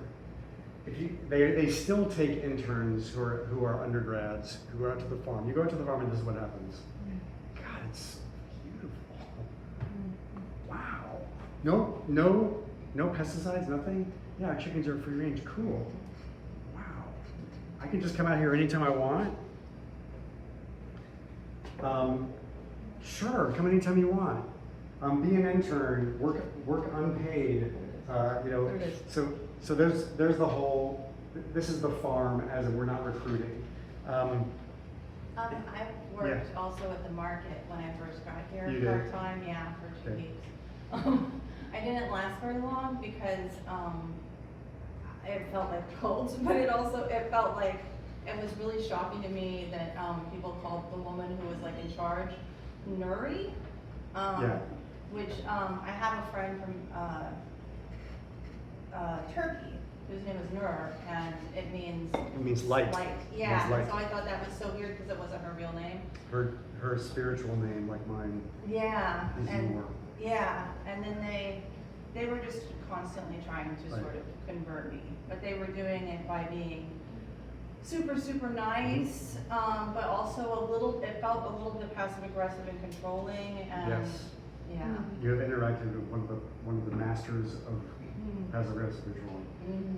Sorry, I'm glad you survived that. So we have, it's perfectly curated here locally. We have the farm, which is arguably beautiful and has all the right values. We're raising money for orphans. That's perfect. How can you argue against that? Now, but I want to talk about one specific thing, which I talk about in this paper that I've written, which is this women's health conference, which happens in town. And this is why it's perfect, because it sounds great, right? Sounds great. It's sort of all the alternative modalities, perfect. It's supported by the city. It's now being held at the Civic Center. All the PR related to it sounds great. And even the businesses in town, I'll give you a specific example. There are businesses in town that do not support any of these, actively believe the survivors and don't support any of the activities here. But these flyers don't say anything about, there's no way to connect it to the Celtic group. So I walk into Cristado's and there's all these flyers for women's health naturally. And I go, do you guys know who this is? And they're like, what? They take them and they dispose of them. But it's all the things you're describing. It's like, hi, welcome. It's so friendly. And actually just today I read it's run by women. Right. And they Which would- is They would try to ask me about personal things, Yeah, like, right. and be seem extremely empathetic, and like, Mhm. if you just want to talk, like, Yeah. yeah. So it's run by women, but it's not. Mm. Because even the flyer, even the font goes to Murshid during the afternoon meetings, and they say, what do you think of this? So everything goes through him. It is not run by women, it's run by him. So what we have in our town is a giant women's health conference run by a sexual predator. That's right. This is a true story. That's right. And it's hidden perfectly in plain sight. So the recruitment comes with where you're employed, working for the nonprofit, all these things. And had you been a different person, and you were like, had you been susceptible at all, and you had said at the right moment you were inquisitive, and you said, what, who are you people? What do you do? And they would have said, well, let me tell you what we do. And then Murshid comes in the door, which he does every single day, Yeah. and you see it, And and they you're would like, act what is like he that? was so wonderful and such Yeah. a kind and Yeah. loving person, and. Right. So that's the recruitment. The recruitment is not, we're knocking on your door and we're telling you to come Thursday. Mm. So this is completely dissociative. Like, no. So, and then the metaphor for the whole, and for the entire endeavor, the metaphor is, we are a light on the hill, we are the nectar will the bees come. So the intention is to create a thing that's so beautiful that you will be drawn in. And what's interesting about the narrative is, as like, it used to be 20 years ago that he was like, oh, thousands of people are gonna come. And I think, and when it became clear that that wasn't gonna happen, I think either way it fits the narrative, because having a small band of followers that are misunderstood, that also fits the narrative, where it's like, people just don't wanna know the truth. So like that, and that sort of, that becomes the dangerous Jim Jonesy, Jesus, misunderstood martyr-y, that becomes that narrative of like, so lately, so what I know over the last few years as they've come under more public pressure is that it's more likely that they will paint themselves as a misunderstood, persecuted religious minority and become more aligned with sort of other fringy right-wing politics. So, for example, Women's Health Naturally, this Women's Health Naturally conference starts to draw in, let me just say, like sort of anti-vaccine, natural health, wellness vibes, which are a little bit conspiratorial, like in nature. So. When I lived in Texas, there were a lot of those people were also evangelical Christians. Yeah. And QAnon adjacent. Yeah. There's like a yoga Yeah. QAnon pipeline thing that I've They're heard about. chiropractors, Can I- Q. Can I ask, Yeah. One of the, Can I? Yes. just gonna ask, where does For Kids' Sake come in? For Kids' Sake is the nonprofit raising money for orphans. So one of the things that I'm sorry, I wasn't gonna name names. Oh, well, I did. Okay, so I have been asked specifically, like, is that money going to the right place? And I say, well, no, I think mostly things are pretty, honestly, I think mostly money and stuff is pretty legit, at least, I mean, except that he doesn't work and is supported by his followers, and I gave him all my money, and I mean, there's that. But in terms of like criminal activity, I mean, that should be criminal. But I think the money gets there. There's actual projects, I've seen them.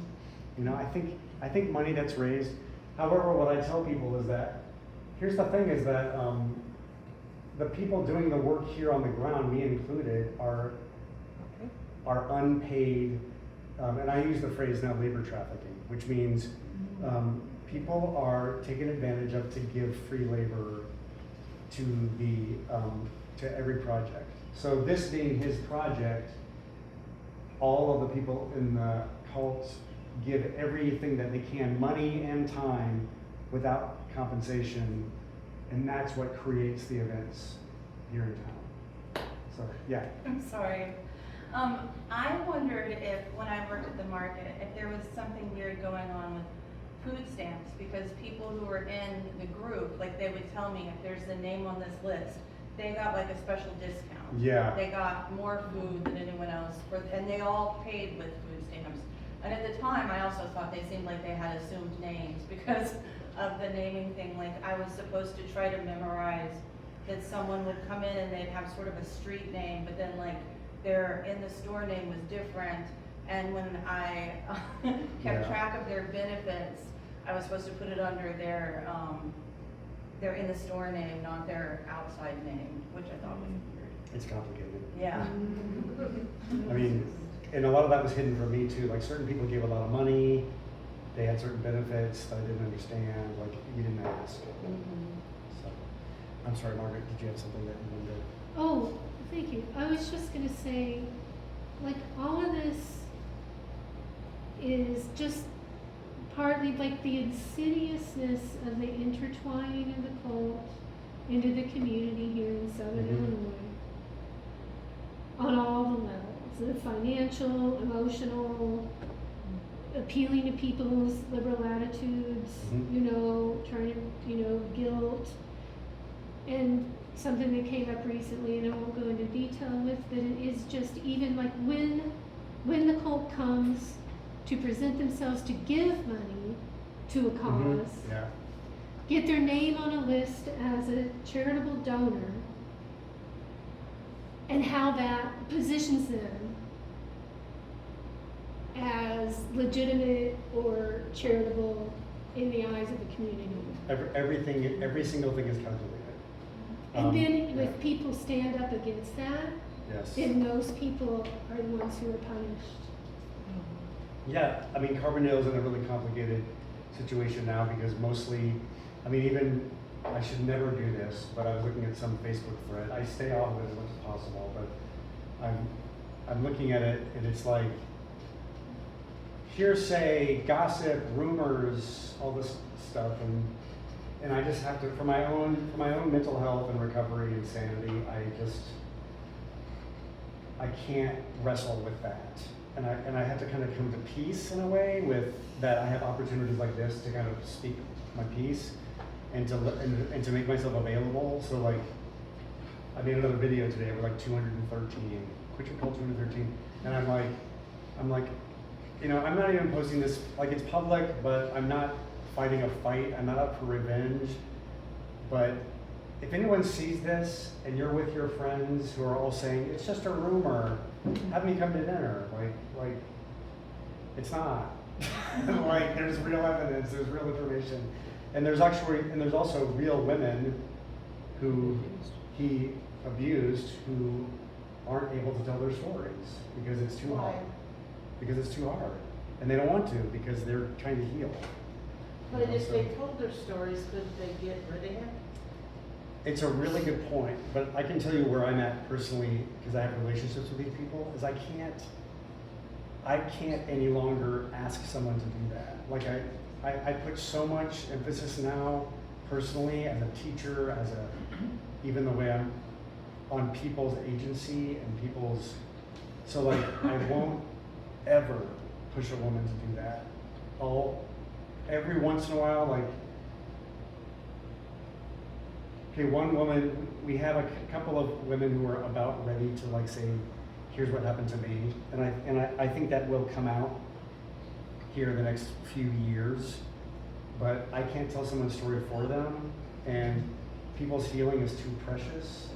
It's too precious. It's also incredibly hard to prosecute without physical evidence. There Even won't if be a you have criminal case. multiple Yeah. testimonies. Right. It Yeah, can I was take wondering years if that and was years. something. Well, I can tell you that what we know is that for a spiritual leader to be sexual with their parishioners, whatever faith that is illegal in 13 states, not in Illinois. It's illegal in Germany. It should be illegal everywhere because of the damage that it does.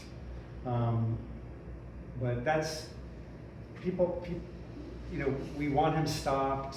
People ask about criminal charges, but I have personal relationships with these women and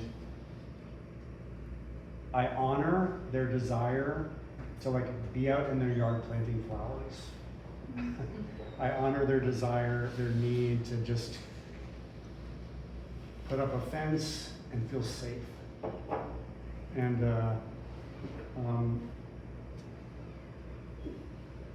also in the way cults are documented in popular media, through film, through journalism, it's mostly in a way that's very dramatic and not survivor-centered. So what I mean by that is some filmmakers getting a lot of exposure and making money and making a career out of this, and mostly it's not ultimately gonna feel great for the survivors who are depicted in it. And I have a lot of examples of that. So our personal story, I've had a couple of documentary filmmakers be like, oh my God, this story. And I'm like, you don't know, you're gonna have to really work hard to get to trust people. Like we're not gonna throw open the doors for you because unless you're like here with us for a long time and you give us agency and control over the content. You know, I think documentaries on cults are extremely hard as well because, I mean, I've never been in a cult, but I think when you get out, you know, you're already wrestling with the realization that you've been exploited for so long, and now when someone comes in and says, hey, I want to tell your story, you have to think, are they just trying to exploit me Mhm. too? They just want me to reopen these wounds and relive this pain, you know, so it's like, you don't get a lot of testimony and a lot of feedback from those people because they just wanna move on. And I think one of the hardest parts about healing is realizing that sometimes you're not gonna get an apology from someone that owes it to you, because Yeah. they're never gonna understand, they can't put themselves in their shoes, they can't see what they've done to you, so you either have to accept that I'm not gonna get the apology and I'm gonna live anyway, or you're gonna be stuck in that same spot, constantly reliving things that you can't change, you know? Yes, thank you. So let me just, I mean, we have about 10 minutes. I guess I would just like to ask, I don't know, for anything, what are you thinking about? What, did this illuminate something for you? Are you thinking about a relationship in your life? I don't know. What? Thank you for sharing. Yeah, sure. Yeah, sure. Sarah? I have a question. You know, we were talking about these businesses and everything, and how all the people who are involved are giving and giving and giving, but and how, like within the orphans charity, that some of the money went there. But what about the assets that the whole organization has, and who is that under the name of? I mean, if that organization came apart, where did those assets go? These are questions that I don't know. I was never given that information. It was all hidden from me. I mean, the rhetoric of the group is everything's transparent, you know, but we also know he drives fancy cars and has 3 houses, and it doesn't work. I mean, I don't know how I don't know how it works. It doesn't, I mean, from what you suggested, he travels all over the world. He does. The people who are closest to him travel all over the world. So, to me, that's part of seeing, you know, how they're using it for themselves and not for the organization or for other people that they're trying to help. And so you think you're buying those cards and it's gonna do something really good for some kid who's starving, but what are you really paying for? And there are, I can tell you a lot of stories about, like, someone who worked at the cafe for 25 years who doesn't have, who's older and doesn't have health care. I mean, there's a lot of rough details. But I don't know about the money. It's hidden. Is there a Gurus R Us like store that he goes to buy robes and a throne? They're built for him mostly, yeah. I have a question though, is like your wife, your ex-wife, Yeah. and your daughter. Yeah, Did they leave also? they did. We did together. I Okay. mean, they were. It was really difficult. But you know what? Once they sat and heard Elena's story, both of them were like, "Oh my God, I didn't know. Now I know what he did to you. I believe you." So this is interesting because I believe, it's interesting because I think about the women who are still in the group. They've at least, in some way, I believe, encountered this story. When you're in the group, you kind of take information that you don't want to hear and push it away.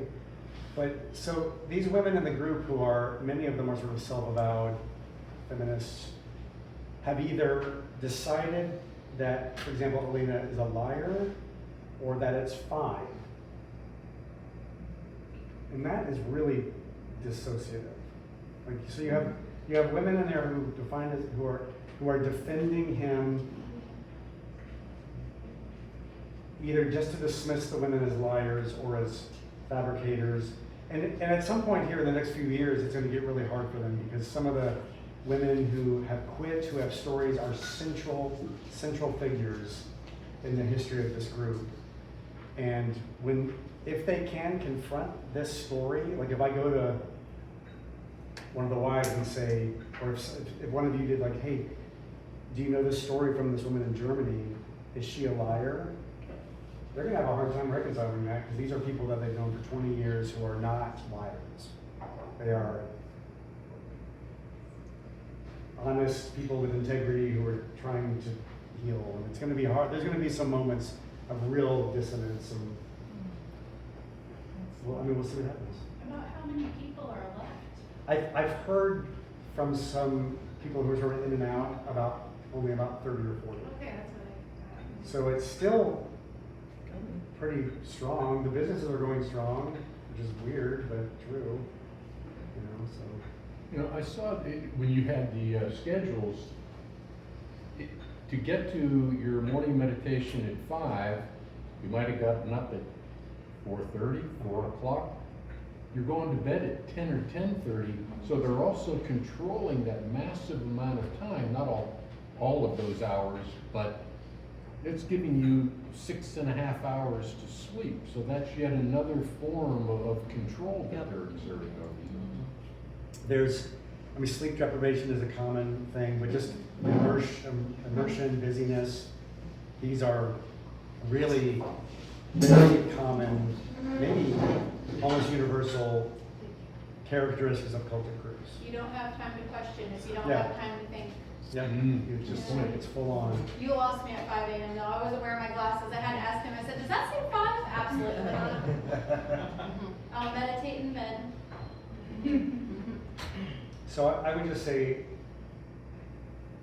to kind of wrap up, that this is a good way to, and I'm really consciously trying to, like, the reason I don't get involved on Facebook and stuff is because I'm just trying to kind of hold this place of like, this is my experience, these are the things I've learned, here's some research that I've done. Because I feel like in terms of being credible and persuasive, like if I just keep doing that and keep doing it and keep doing it, and try not to get like vindictive and like start like get into the fight and be like, you know, I feel like this is sort of my long-term strategy for, I don't know, I would say weakening, doing what I can to weaken and to illuminate the grip that they have on the town, because they own a lot of real estate. There's a lot, I mean, it's a big thing. And eventually, when I hope that this is more thoroughly exposed, there's going to be kind of a reckoning, and it's going to be, I mean, it's going to be a big deal in Carbondale to be like, whoa, like we're going to come out of denial about this and like really reckon with the fact that this has been enabled for years and years and years.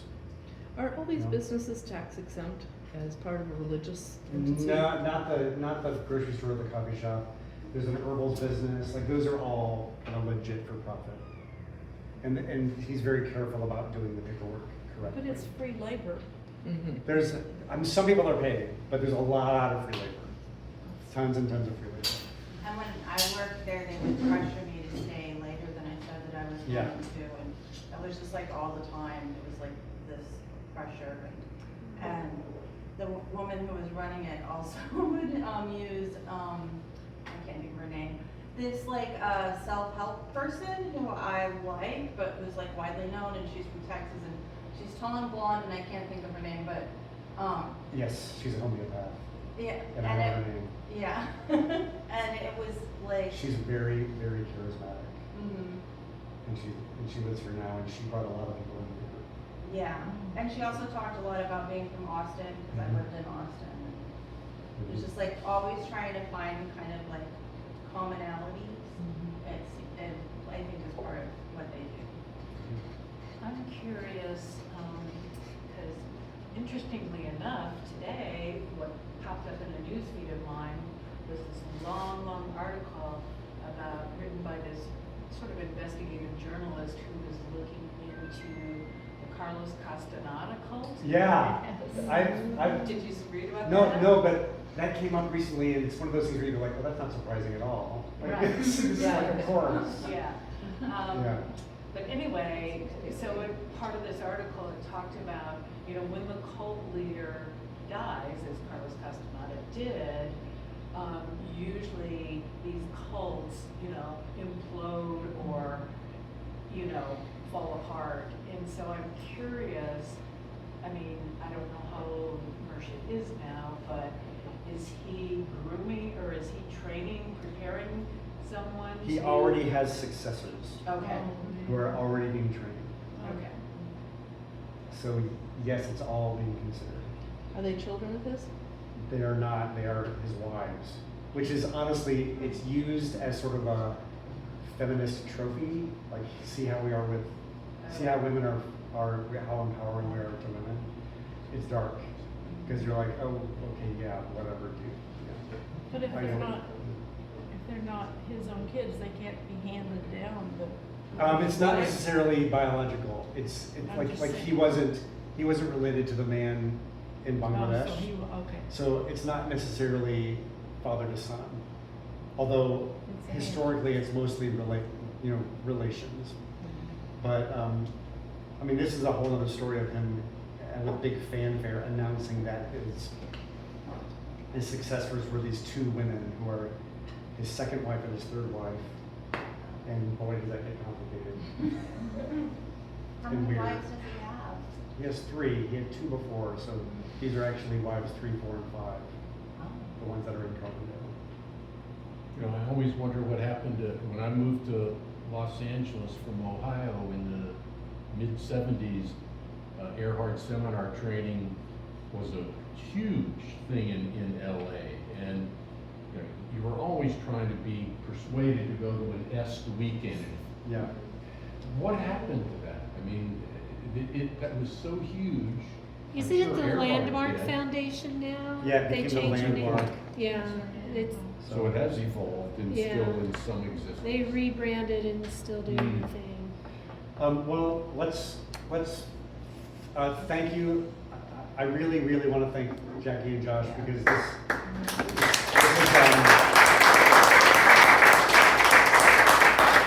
personally, it's very healing for me to be able to say these things out loud in front of people who believe me, because so much of this experience was about that feeling of being wrong all the time. So now I get to practice this, and I want to encourage any of you who want to have more conversations, please let me know. I'm happy to do it when I recover from this, which might take a week.